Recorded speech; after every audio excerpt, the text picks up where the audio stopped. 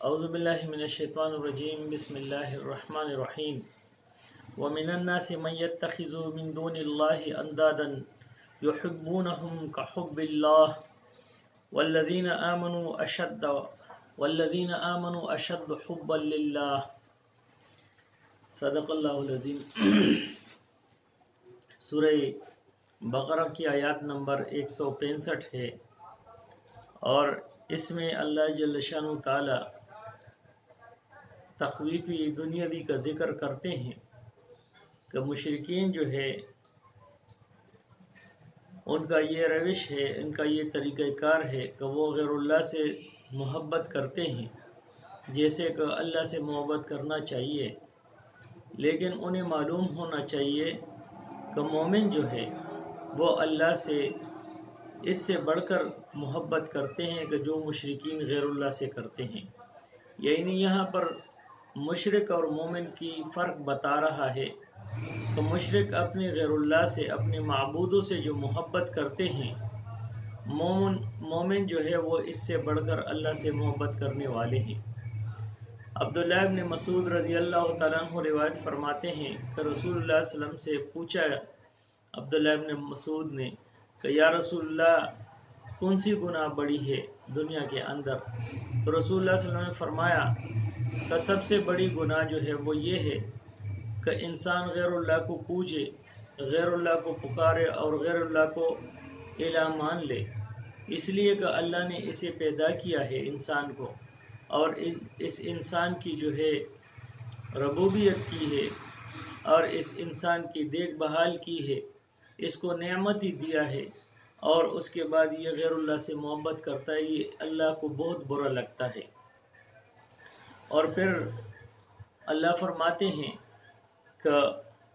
ان القوت للہ جمیعا،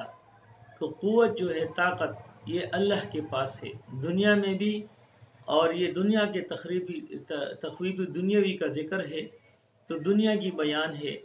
کہ دنیا کے اندر اللہ کے پاس طاقت زیادہ ہے، اور وَأَنَّ اللَّهَ شَدِيدُ الْعَذَابِ، اور اللہ کے پاس عذاب بھی ہے، دنیا میں بھی عذاب ہے اور آخرت میں بھی عذاب ہے. یہ اس آیات کے اندر اس کے بعد 166 نمبر آیات جو ہے، یہ 65 ہے، اور 66 کی جو آیات ہے اس میں تخویفی اخروی ہے کہ آخرت میں کیا ہوگا، یہ اس کی بات کی موضوع ہے. لیکن دنیا کے اندر جو ہے اللہ فرماتے ہیں کہ غیر اللہ سے وہ محبت جو اللہ سے جائز ہے، وہ غیر اللہ سے اگر کوئی کرتا ہے تو وہ مشرکین میں شمار ہوتا ہے. اور اس کو یہ سمجھنا چاہیے کہ اگر وہ یہ سمجھتے ہیں کہ مومن بھی اسی طرح محبت کرتے اللہ سے، تو اس کو یہ سمجھنا چاہیے کہ مومن جو ہے وہ اللہ تعالیٰ سے اس سے زیادہ محبت کرنے والا ہے. اس کے اندر خاص نقطہ یہ ہے کہ جو محبت اللہ تعالیٰ کے لیے ہے وہ کسی اور کے لیے جائز نہیں ہے، اور جو محبت رسول اللہ کے لیے ہے وہ کسی اور کے لیے جائز نہیں ہے. یعنی محبت کی سٹیپیں ہیں، اور ہر کسی کو، جیسے ماں باپ، بیوی، بچے، ہر کسی کا اپنا جو ہے الگ الگ ایک تعلق ہے. تو اسی طرح اللہ جل شانہ تعالیٰ کا بھی محبت کا ایک تعلق ہے، رسول اللہ سے محبت کا ایک تعلق ہے، اور اسی طرح صحابہ سے، اسی طرح تابعین، تبع تابعین، ائمہ مجتہدین سے، سب سے اپنے اپنے محبت کا ایک سٹیپ ہے اور اس کا ایک طریقہ کار ہے. جو اللہ سے محبت کا مقام ہے وہ کسی اور کو نہیں دینا چاہیے، جو رسول اللہ کا مقام ہے وہ کسی دوسرے غیر نبی کو نہیں دینا چاہیے. تو یہاں پر اللہ جل شانہ تعالیٰ نے فرمایا کہ لوگوں میں ایسے لوگ بھی ہیں، وَمِنَ النَّاسِ مَن يَتَّخِذُ مِن دُونِ اللَّهِ أَندَادًا، اور اللہ فرماتے ہیں لوگوں میں ایسے لوگ ہیں کہ جنہوں نے اللہ کے سوا دوسروں کو پوچھتے ہیں، اور اس کو انداز نت کا جمع ہے،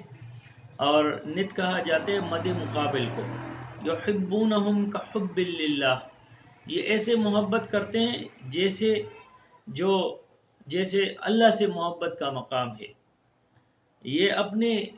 اللہ کے مقابل کے، جو اللہ کے بعد ہے، یعنی ان سے اللہ کے بعد جتنی بھی ہیں، من دون اللہ سے مراد جو ہے وہ ذوی العقول ہے، یعنی انبیاء ہے، صلحاء ہے، شہداء ہے، یہ ان لوگوں سے ایسے محبت کرتے ہیں جو کو ان کے لیے جائز نہیں ہے، اللہ کے لیے خاص ہے۔ اور والذین آمنوا اشد حبا للہ، اور وہ جو مومن ہے وہ اس سے بڑھ کر اللہ سے محبت کرنے والے ہیں۔ تو من دون اللہ کی معنی جو ہے وہ ذوی العقول کا ہے کہ جن کے اندر عقل ہو، یعنی انسانوں میں سے ہو۔ آپ انسانوں میں سے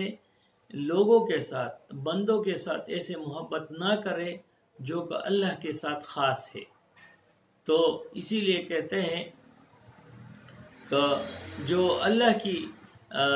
خاص عبادت ہے وہ بندوں میں تقسیم نہ کر، یعنی بندوں کو وہ مقام نہ دے جو اللہ کا مقام ہے۔ جس کو حرام کو حرام، حلال کو حلال، یہ اللہ کا مقام ہے۔ یہ نبی کے توسط سے اللہ جل شانہ تعالیٰ امت کو، انسانوں کو یہ بتاتے ہیں کہ یہ جائز ہے، یہ ناجائز ہے، یہ اللہ کا مقام ہے، کسی اور کا نہیں ہے۔ اور اس میں بہت بڑی جو ہے تفصیل ہے، میں نے مختلف اوقات میں کیا بھی ہے۔